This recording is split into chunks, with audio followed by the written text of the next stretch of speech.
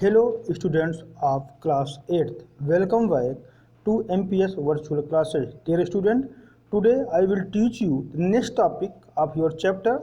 The chapter is the Indian Constitution. Our new topic is Federal Structure of India. मतलब भारत का संघीय ढांचा.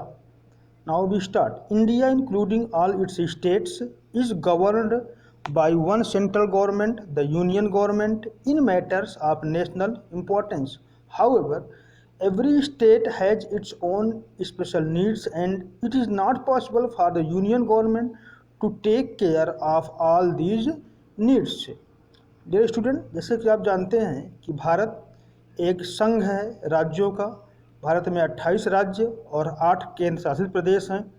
इन सभी 28 राज्यों और 8 केंद्र शासित प्रदेशों पर शासन करने के लिए एक गवर्नमेंट है जिसे हम लोग की यूनियन गवर्नमेंट या सेंट्रल गवर्नमेंट कहते हैं. ये सेंट्रल गवर्नमेंट पूरे देश पर शासन करती है और ये गवर्नमेंट जो राष्ट्र के हित में, राष्ट्र के लिए जो महत्वपूर्ण मुद्दे हैं उन सब पर डिसीजन लेती है और पूरे देश को यूनाइट रखने का काम करती है. इसीलिए भारत का जो ढांचा है वो फेडरल है, फेडरल स्ट्रक्चर है.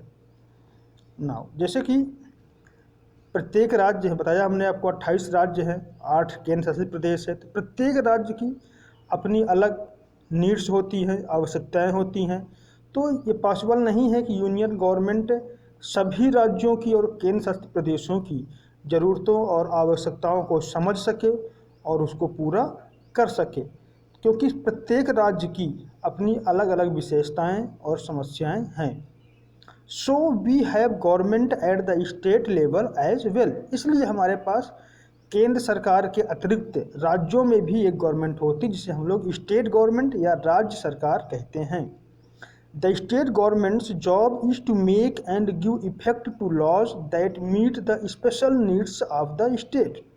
तो जो स्टेट गवर्नमेंट होती है उसका जॉब मतलब वर्क ये होता है कि वो राज्य की स्पेशल नीड्स को पूर्ण करने के लिए वो लॉ बनाती है और उस पर जो भी कार्य है उससे संबंधित उसको पूर्ण करती है.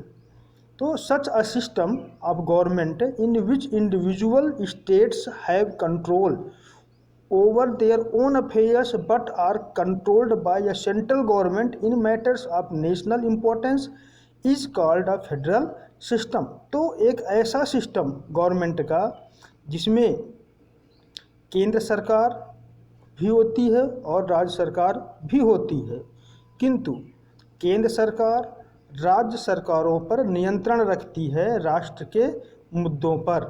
ऐसी सरकार को, ऐसे स्ट्रक्चर को हम लोग फेडरल स्ट्रक्चर बोलते हैं. इसीलिए भारत को एक राज्यों का संघ कहा जाता है. Okay, next. There is separation of powers between the union government and the state governments.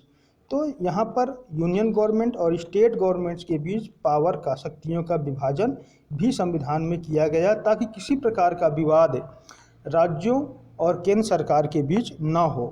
The constitution contains 3 list of subject. इसलिए संविधान ने 3 लिस्ट बनाई हैं जिसे हम लोग बोलते हैं यूनियन लिस्ट, स्टेट लिस्ट और कॉन्करेंट लिस्ट.